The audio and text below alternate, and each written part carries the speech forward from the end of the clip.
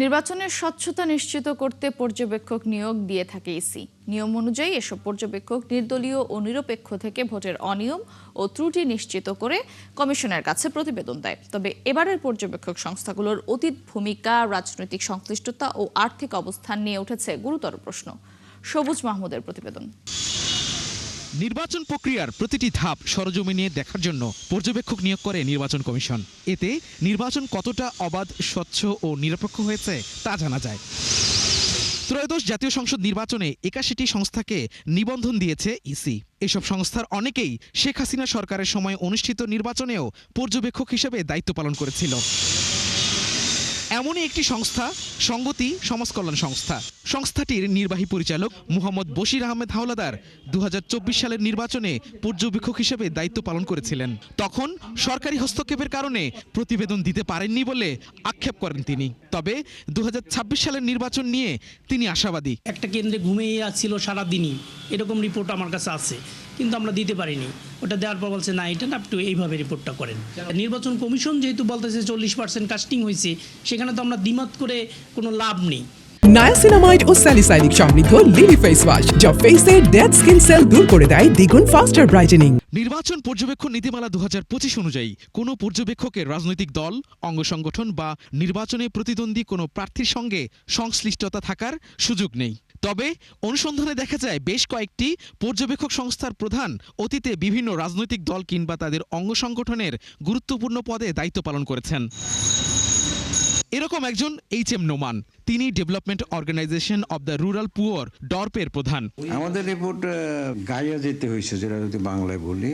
ছাত্র জীবনে এইচ.এম. নোমান আওয়ামী লীগের ছাত্র সংগঠন ছাত্রলীগের রাজনীতির সঙ্গে যুক্ত ছিলেন। ছাত্রলীগের সভাপতি থাকলে তো আপনি আসলে কোনো একটা দলের অঙ্গ সংগঠনের লিডার হিসেবে কাজ করেছেন, তাহলে আপনি কিভাবে যে একজন পর্যবেক্ষক হিসেবে পেলেন? সেটা তো আপনার যোগ্যতার মধ্যে পড়ে না। আমি একটা হলের সভাপতি ছিলাম, সুতরাং সেটা তো পাকিস্তান আমল, তখন তো দেশটাই ছিল ওই ধরনের, এবং সেটা আমি বুঝে শুনেই করছি।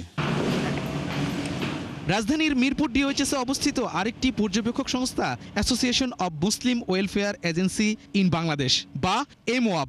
সংস্থাটির প্রধান প্রফেসর তহুর আহমেদ হেলালি। অভিযোগ রয়েছে তিনি বাংলাদেশ জামায়াতে ইসলামীর একজন সমর্থক এবং দলটির পক্ষে নিয়মিত লেখালেখি করেন। আপনি কি জামাতের রাজনীতির সাথে সংশ্লিষ্ট? ঠিক যদি বলেন ওইভাবে না। আমরা যে মিছিল, মিটিং বা এই জাতীয় কাজের সাথে সংশ্লিষ্ট না। আমি মোটামুটি লেখালেখি কিছু করে থাকি, এই আছে, এবং সেটা হচ্ছে ইসলামের পক্ষে। তবে জামাতের রাজনীতির সাথে সংশ্লিষ্টতা বা দলীয় আদর্শ লালনের অভিযোগ থাকা কয়েকটি পর্যবেক্ষক সংস্থার প্রধানরা এসব অভিযোগ অস্বীকার করেন। প্রত্যেক ব্যক্তিরই তো আসলে একটা রাজনৈতিক সমর্থন থাকে, ভোট দেয়, কিন্তু আমরা যেহেতু পর্যবেক্ষণ করি, আমরা মানবাধিকার সংস্থা, আমরা নিরপেক্ষ, আমরা কারো পক্ষের না। আর আমাকে দেখে যদি মনে করে যে আমি জামাত করি, এটা ভুল কথা। আর জামাত যারা করে তাদের একটা সিস্টেম থাকে। আমি কোনো রাজনীতির সাথে জড়িত না, আমি একজন বিজনেসম্যান। নিবন্ধিত ৮১টি পর্যবেক্ষক সংস্থা নিজেদের পছন্দ অনুযায়ী 4টি জোটে বিভক্ত হয়ে কাজ করে। সংখ্যার হিসেবে সবচেয়ে বেশি সংস্থা রয়েছে ইলেকশন অবজারভার সোসাইটিতে। দ্বিতীয় অবস্থানে রয়েছে AFED, alliance for fair election and democracy. এছাড়া ইলেকশন ওয়ার্কিং অ্যালায়েন্স এবং গ্লোবাল ডেমোক্রেসি অ্যান্ড ডেভেলপমেন্ট ফোরামের অধীনেও পর্যবেক্ষকরা কাজ করছেন।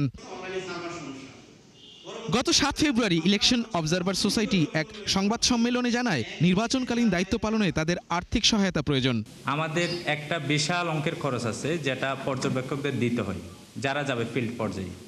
তাদের হোটেল খরচ আছে, টাকা খরচ আছে, গাড়ি ভাড়া আছে, সব কিছু জন্য আমাদের তাদের একটা তো বাজেট দিতে হবে। কিন্তু আমরা এটা নির্বাচন কমিশনকে স্মারকলিপি দিয়ে আমরা জানাইছি, কিন্তু তারা আমাদের এই স্মারকলিপি গ্রহণ করেনি।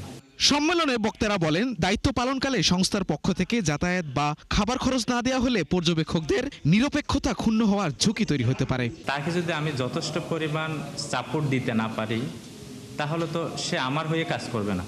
তাদের যথার্থ সাপোর্ট না দিলে তো সে অন্যভাবে বাইসড হবে।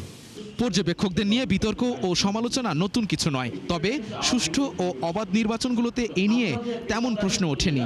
যে নির্বাচন পর্যবেক্ষকরা নির্বাচনকে স্বচ্ছ ও নিরপেক্ষ করতে নজরদারি দায়িত্বে থাকে, তারাই যদি বিধিবহির্ভূতভাবে কাজ করে, রাজনৈতিক দলগুলোর সাথে সংশ্লিষ্ট থাকে, তাহলে প্রশ্ন থেকেই যায় এই নির্বাচন পর্যবেক্ষণ আদৌ কতটা নিরপেক্ষ থাকবে।